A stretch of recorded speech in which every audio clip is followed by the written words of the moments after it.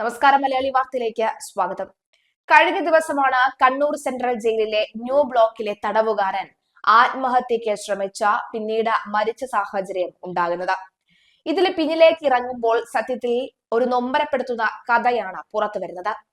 Jail ജീവിതത്തിനിടയിൽ ജിൻസന്റെ മനസ്സിൽ നിറഞ്ഞത് കുറ്റബോധവും പശ്ചാത്താപവുമായിരുന്നു. കണ്ണൂർ ജയിലിലെ ന്യൂ ബ്ലോക്കിലെ തടവുകാരനായിരുന്ന വയനാട് സ്വദേശിയായ ജിൻസൺ ഭാര്യയെ കൊലപ്പെടുത്തിയ കേസിലായിരുന്നു അറസ്റ്റിലായത്. തടവറയ്ക്കുള്ളിൽ സഹതടവുകാരോട് പലതും പറഞ്ഞ് വിതുമ്പി. നിരന്തരം കൗൺസിലിംഗ് നടത്തിക്കൊണ്ടേയിരുന്നു.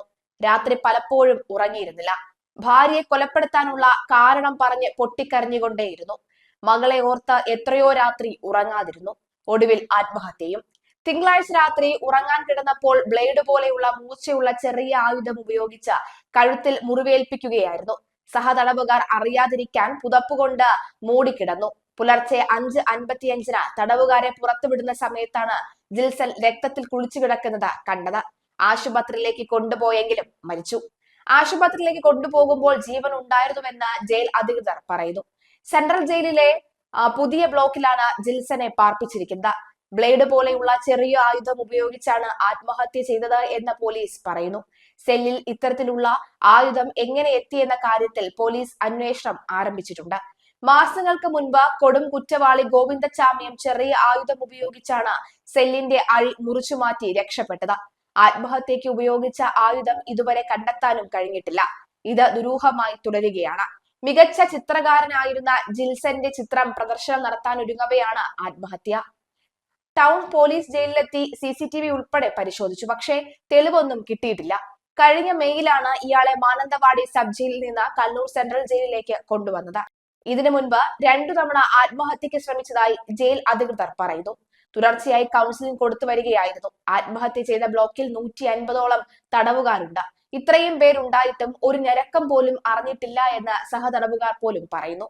ഭാര്യയെ കൊന്ന കേസിലെ പ്രതി കണ്ണൂർ സെൻട്രൽ ജയിലിൽ കഴുത്തറുത്ത് ആത്മഹത്യ ചെയ്തത് ഓർമ്മിപ്പിക്കുന്നത് ഒരു വിഷുദിന ക്രൂരതയാണ്.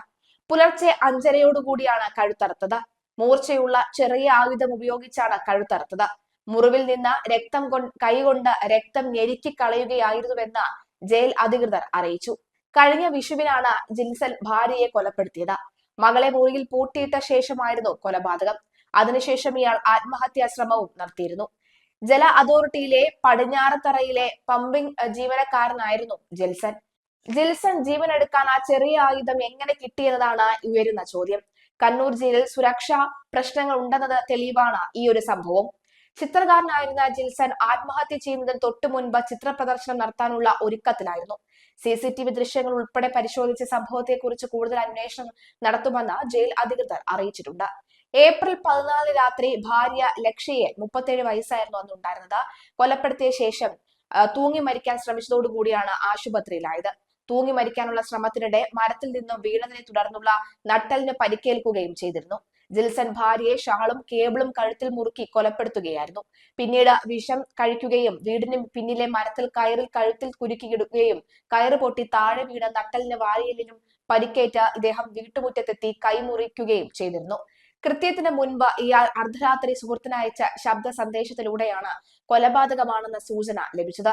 നാട്ടുകാരുടെ പ്രിയപ്പെട്ടവളും കുടുംബശ്രീ പ്രവർത്തനങ്ങളിൽ അടക്കം ചുറുചുറുക്കോടെ നിന്നയാളായിരുന്നു മാഞ്ചേരിയിൽ ജിൽസന്റെ ഭാര്യ ലിഷയുടെ ചേതനയറ്റ ശരീരം വീടിനുള്ളിലെ കിടപ്പ മുറിയിലാണ് കണ്ടത്.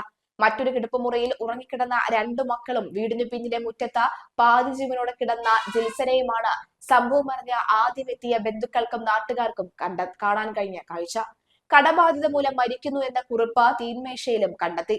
കൃത്യത്തിന് മുൻപ് അർദ്ധരാത്രി ഇയാൾ സുഹൃത്തിനയച്ച സന്ദേശത്തിൽ നിന്നാണ് ലിഷയുടേത് കൊലപാതകമാണ് എന്ന് വ്യക്തമായത്. സുഹൃത്തിനയച്ച സന്ദേശങ്ങളിലും ആത്മഹത്യക്കുറിപ്പിലും ഉള്ളത് കടബാധിത മൂലം ഭാര്യയെ കൊന്ന് ജീവൻ എടുക്കുന്നു എന്നാണ്. മകളുടെ കാര്യം നോക്കണമെന്നും പറഞ്ഞിരുന്നു.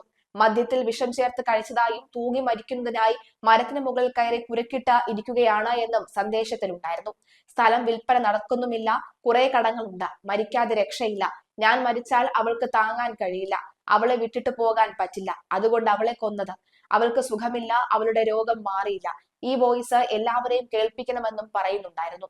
വിഷം കഴിച്ച് കയറിൽ തൂങ്ങിയെങ്കിലും കയറ് പൊട്ടി നിലത്ത് വീണതായും വേദനിക്കുന്നതായും വീണ ശേഷം കൈഞ്ഞിരം മുറിച്ചെന്നും എന്നാൽ അത് വേണ്ട രീതിയിൽ മുറിഞ്ഞില്ലെന്നും മറ്റൊരു ശബ്ദ സന്ദേശത്തിൽ പറഞ്ഞിരുന്നു.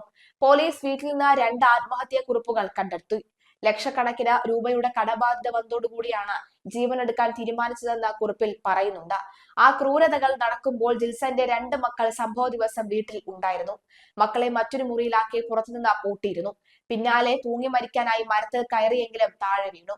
ഇതോടെ വിഷം കുടിച്ച ശേഷം ബ്ലേഡ് ഉപയോഗിച്ച് കൈഞരമ്പ് മുറിച്ചു. ഇതിനുശേഷം മരത്തടി മുറിക്കുന്ന യന്ത്രം ഉപയോഗിച്ചും കൈ മുറിച്ചു. ലക്ഷ്യയ്ക്ക് അർബുദമാണ് എന്ന് അറിഞ്ഞതോടുകൂടിയാണ് ജിൽസൺ തകർന്നതെന്ന് സുഹൃത്തുക്കൾ പറയുന്നു. ശസ്ത്രക്രിയയ്ക്കായി ഭീമമായ തുക വായ്പ എടുത്തിരുന്നു. അറസ്റ്റിലായ ജിൽസനെ പിന്നീട് ആശുപത്രിയിൽ പ്രവേശിപ്പിച്ചു. കഴിഞ്ഞ സംഭവങ്ങളൊന്നും ഓർമ്മയുണ്ടായിരുന്നില്ല. ആരെയും തിരിച്ചറിഞ്ഞതുമില്ല. പിന്നീട് നിരന്തരം കൗൺസിലിംഗ് നടത്തിയാണ് സാധാരണ ജീവിതത്തിലേക്ക് എത്തിയത്. പക്ഷെ അപ്പോഴേക്കും ജിൽസൺ മരണപ്പെട്ടു.